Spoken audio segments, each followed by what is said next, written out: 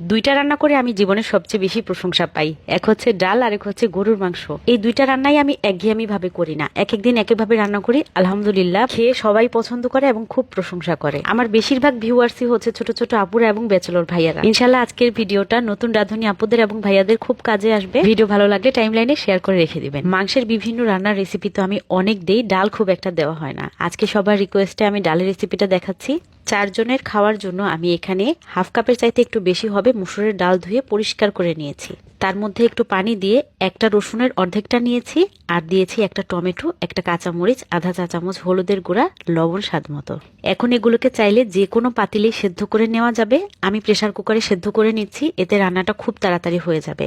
15 মিনিটের মতো রান্না করেছি, আর তারপর ঢাকনাটা খুলে ডাল ঘুটনি দিয়ে একটু ঘুটে দিলাম। তারপর যেন একটু স্পষ্টভাবে দেখা যায় এজন্য আরেকটা পাতিলে ট্রান্সফার করে নিলাম। আদারওয়াইজ এটার দরকার ছিল না, প্রেসার কুকারের মধ্যে রান্নাটা কমপ্লিট করা যেত।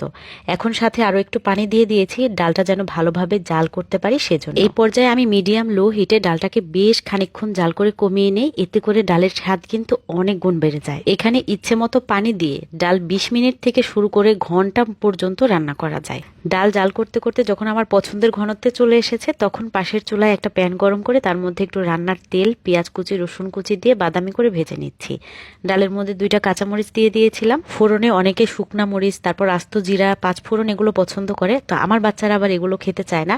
এই জন্য আমি ফোড়নে বাড়তি কোনো মশলাই ব্যবহার করি নাই। ফোড়নটা বাদামি হয়ে যাওয়ার পর সরাসরি ডালের মধ্যে ঢেলে দিয়েছি, আর তারপর একটু ধনেপাতা কুচি দিয়ে চুলার আঁচটা সাথে সাথে বন্ধ করে দিয়েছি। ফোড়ন বা বাগার দেওয়ার পরে ডালে আর জাল করা যাবে না।